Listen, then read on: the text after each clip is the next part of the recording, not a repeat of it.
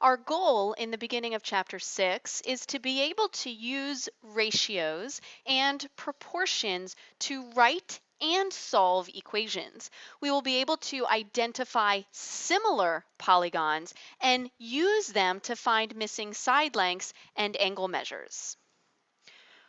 We just spent a unit talking about congruent polygons. Let's recall what that means. Congruent figures have the same shape and the same size. Well, if they have the same shape, that means that the angles are congruent. If they have the same size, that means the sides are congruent. When figures are similar, they're not exactly the same in all ways. They also have the same shape, which means the angles must be congruent, but they don't have the same size. They're different sizes.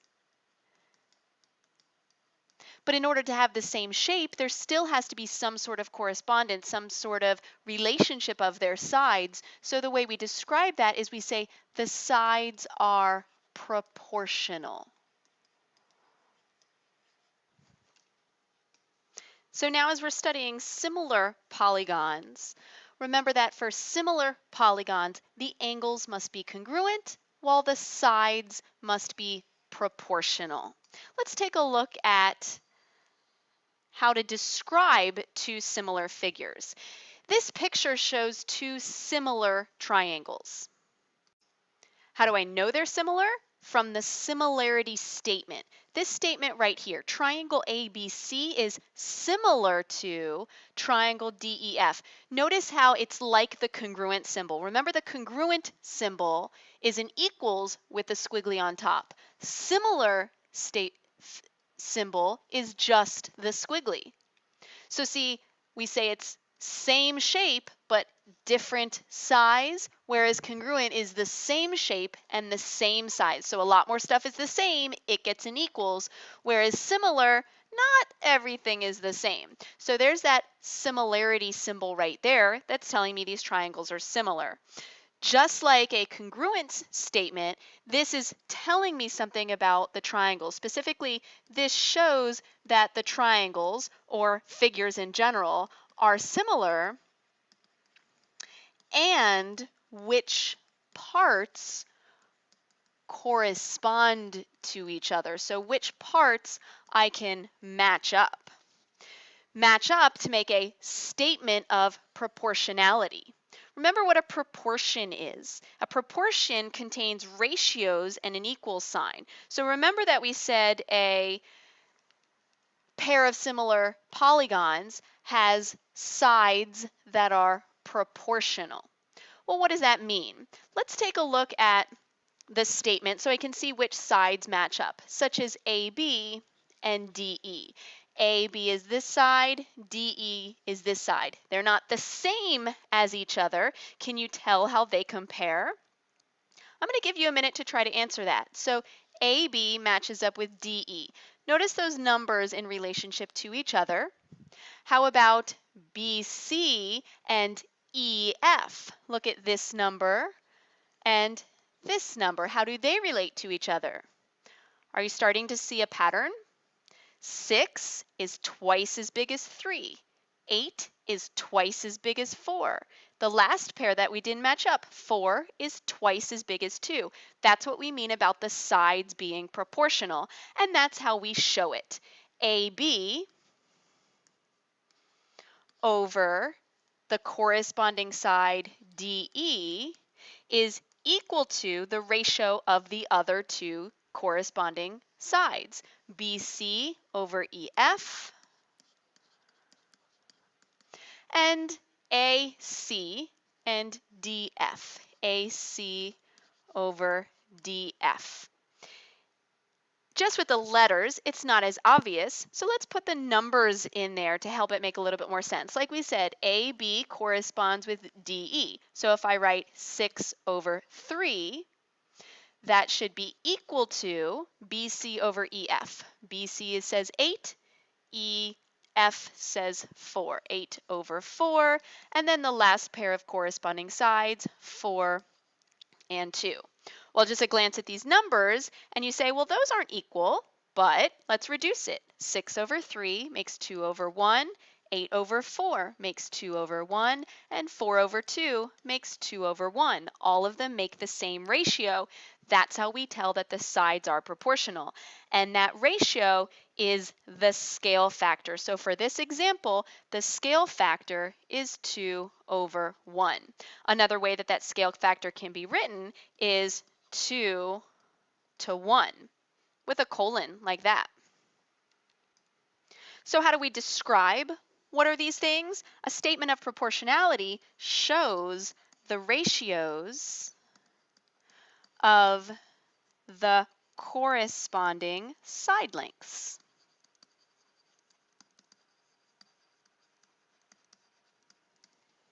The scale factor is the ratio of the lengths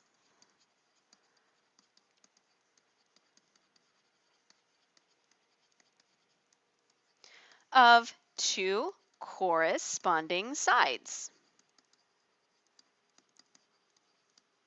for the similar polygons. A dilation is kind of another way to say the scale factor. A dilation means a stretching or a shrinking from one figure to the next. So if we go from left to right, if we dilate this figure to change its size, it's shrinking. So how can we describe how this triangle on the left, as we move to the right, how it dilates? We could say triangle ABC is dilated by a factor of 2 from triangle DEF. That means this is twice as big as the smaller triangle. If I said it the other way, I could say triangle DEF is dilated, which just means a stretching or a shrinking, by a factor of 1/2 from triangle ABC.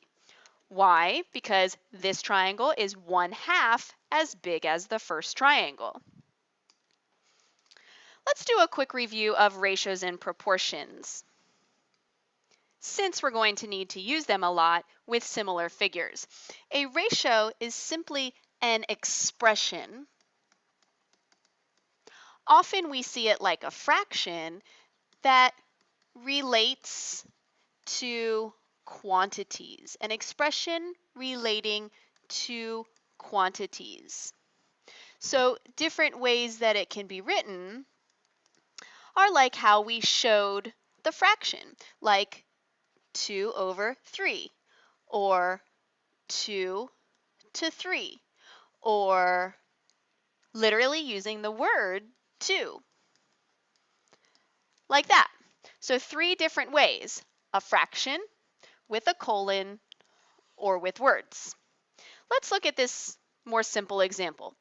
Write and simplify the ratio of the width to the length of the rectangle. The width to the length. Now, normally the width and the length can be interchanged in a rectangle, but let's consider it as the width being the short side. This will be the width, and the length being the long side, even though they can go either way.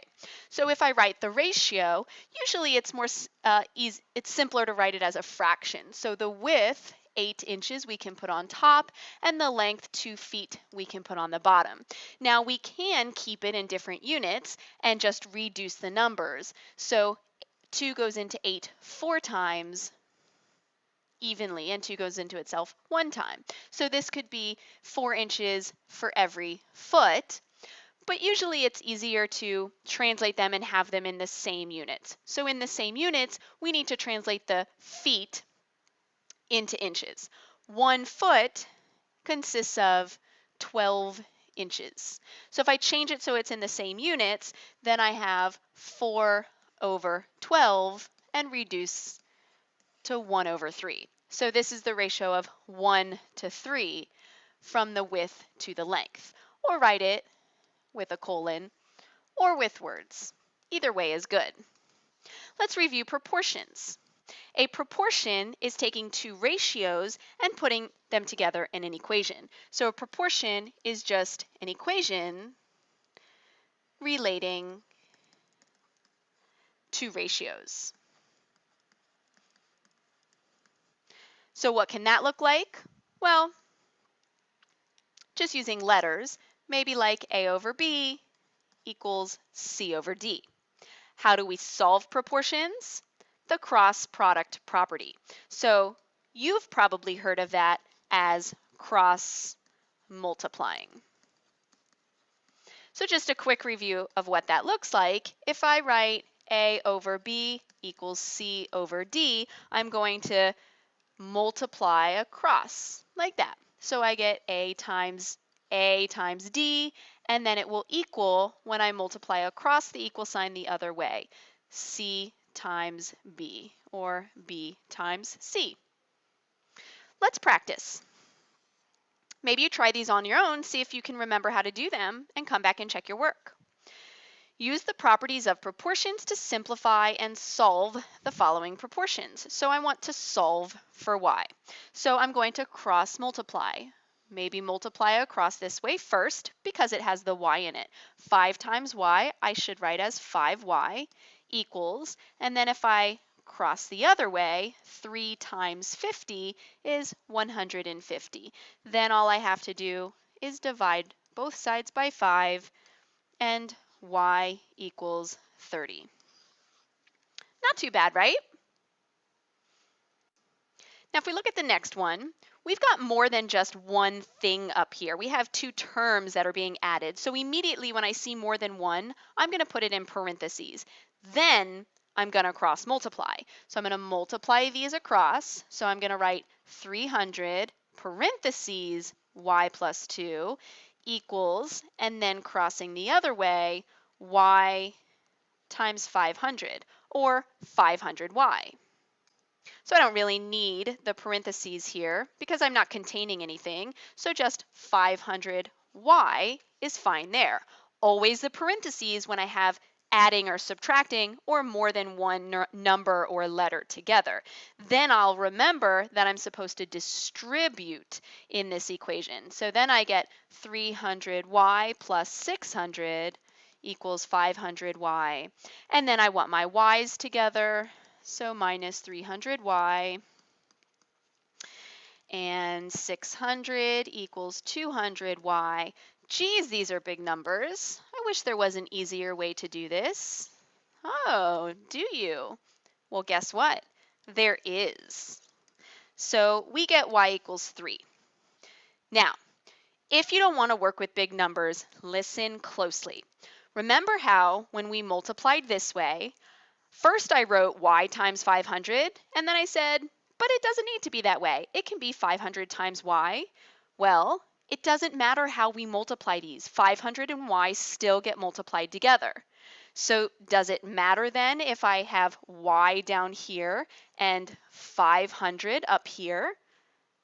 Am I still going to be multiplying y and 500? Yes, I am. Now, why would I want to switch it? That's a good question.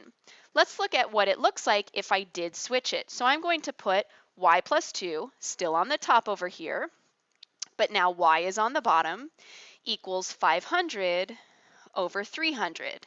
How is switching it helpful? Well, remember how we reduced ratios earlier? Now this ratio can be reduced. 100 goes into 500 and into 300. And look at that. I have a much simpler equation. Y plus 2 over y equals 5 over 3. Now when I cross multiply, my numbers are smaller.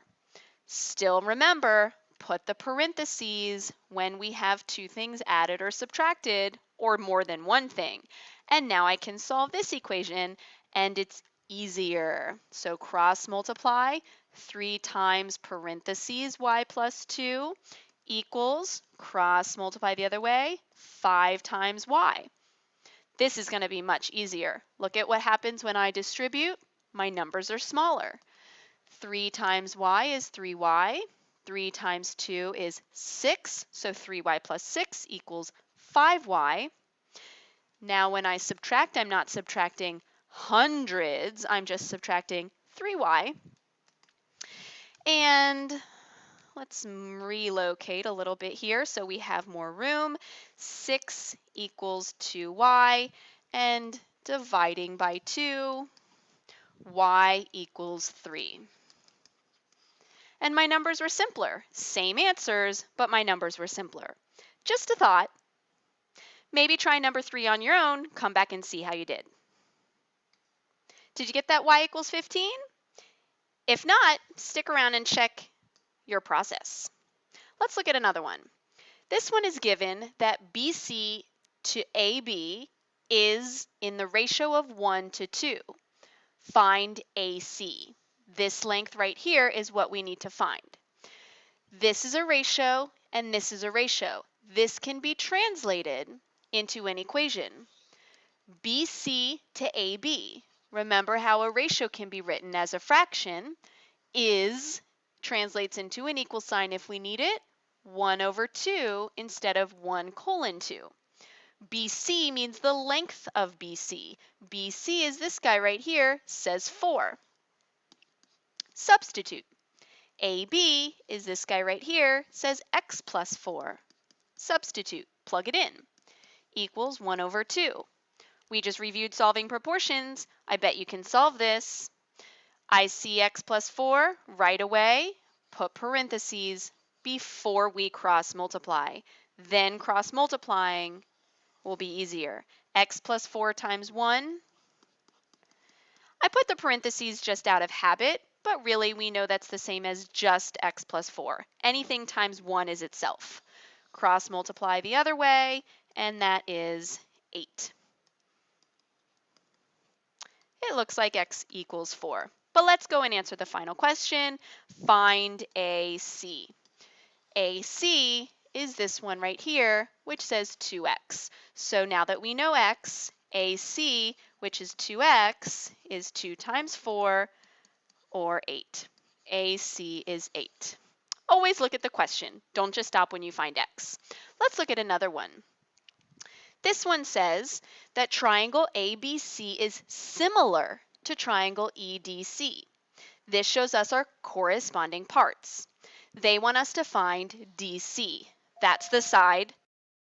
So finding DC, that's the side labeled X. Our statement helps us match up the corresponding parts. So let's see. If I want to find DC, I want to match it up with a part that it corresponds to so I can make a proportion. Look at where DC is and look at what it corresponds to. So I could say DC over BC.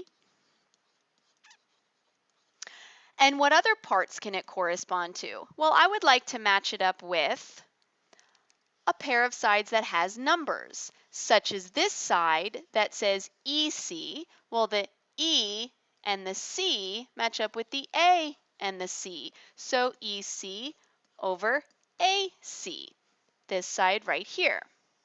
Now I'm going to do some substituting of what these are. So EC we said is 4. AC we said is 8. And that will be equal to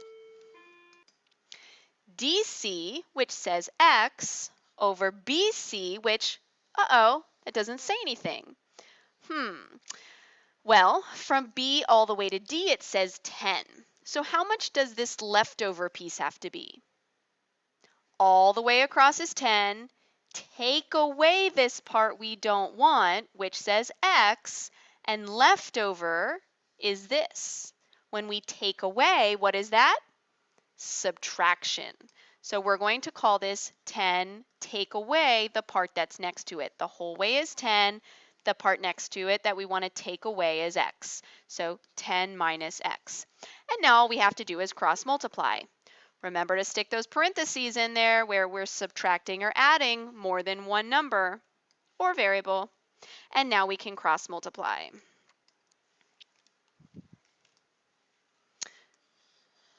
8x equals 4 times 10 minus x. Distribute. 8x equals 40 minus 4x. Get our x's on the same side.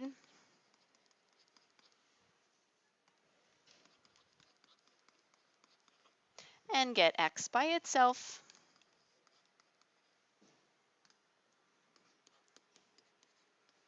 So x is 10/3. If we use our calculator, it'd be a run-on decimal, so I'm just going to leave it as 10/3. Says find DC, and DC says x, so I will write that DC equals 10/3. Let's try a few more. Number 6, given the similarity statement, ABCD is similar to WXYZ, write a statement of proportionality. So all we have to do is look at the statement to match that up. I don't even need the picture. AB over WX equals, what's the next pair of sides? BC and XY. BC over XY. Equals, now we could look at the picture and go AB, what's next? BC, what's next? CD and DA, but the statement will do it too. Can you finish the statement of proportionality? Pause the video, see how you did. Next, find the scale factor. Well, how do we find the scale factor? That's the numbers. So basically anything where we see numbers, let's just substitute those numbers into our statement of proportionality, such as DA says 14. ZW says 10. XW says 8. XY says 4. ZY says 3. All my numbers in there. Then take the ratio that has numbers in the top and bottom, and that's our scale factor after we reduce it. 14 over 10 makes 7 over 5. 7 over 5 is our scale factor, or we can write it with the colon. But we always go left to right. The statement and the picture going left to right. Now we're going to find the values of the missing side lengths. Again, we can go to our statement of proportionality and make proportions using our scale factor. Meaning, I need this side, I don't have it. So I'm going to write AB over 8 is on the bottom instead of WX because I knew that WX is 8 from the picture, equals the scale factor. I also need BC, so I'm going to make a proportion with that. BC over 4 equals the scale factor. I also need CD. CD over 3 equals the scale factor. Now I can cross multiply to solve these proportions. So 5 times AB equals 56. I need the AB to be by itself, so I'll divide both sides by 5. And using my skills of division, I know that AB equals 11.2. Try the other ones, see if you get them right. Did you get them? If not, check out the work. Let's take a look ahead. Eventually, we're going to be finding perimeters of objects. Let's do that now, just to do some comparison. What does perimeter mean? The measure around the figure. Think of it as a length, putting all the lengths together. So the first figure, I found these side lengths, 11.2, 5.6, 4.2. So all I have to do is add them up. The perimeter of ABCD is simply adding up all the sides. 11.2 plus 5.6 plus 4.2 plus 14, and that's 35. The perimeter of the smaller figure, WXYZ, take all those sides and add them up. 10 plus 3 plus 4 plus 8, and that's 25. Well, those numbers may not seem significant, but let's look at them closer. If I make a ratio out of 35 and 25, what do we see that happens? What is special about the perimeters of the similar polygons? Let's take this ratio and reduce it. What does it make? Do you notice something special about that number? That's right, it's the scale factor. The ratio of the perimeters is the same as the scale factors, or the ratio of the corresponding side lengths. Keep that in mind as we move on into the next section. Let's try one more. Are these polygons similar? This time I'm not telling you the answer, I'm asking you a yes or no question. If so, then we'll do the following. So recall back to the beginning when we said what similar polygons means. Angles have to be congruent and sides have to be proportional. Are the angles congruent? That's our first question. Are the angles congruent? I'm going to put a question mark here because we don't know yet. I see a congruent mark for that pair and a congruent mark for that pair, but that's all. But what about the third angles theorem? If the two angles are congruent to the two angles, the third angles must be congruent as well. So yes, the angles are congruent. Second question, are the sides proportional?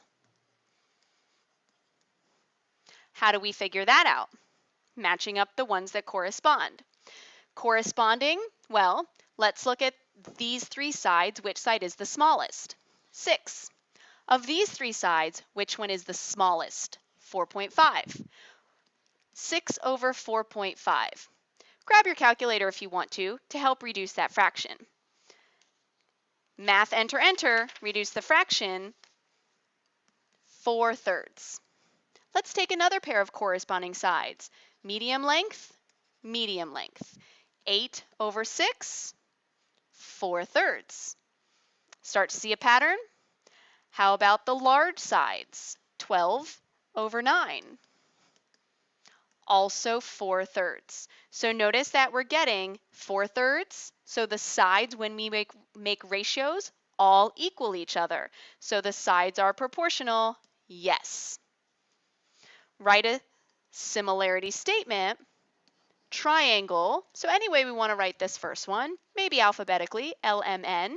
Similar to triangle, can you match up the corresponding parts? Let's see how we went. LMN. We went medium to small side, or we can say double slash, single slash, triple slash, 2, 1, 3. How do we do it here? 2, 1, 3.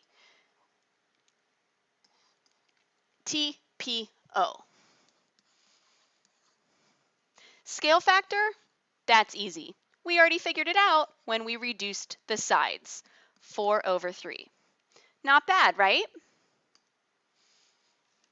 Time to write a summary. Take a moment to describe where, outside of the classroom, that you see similar figures. See you in class.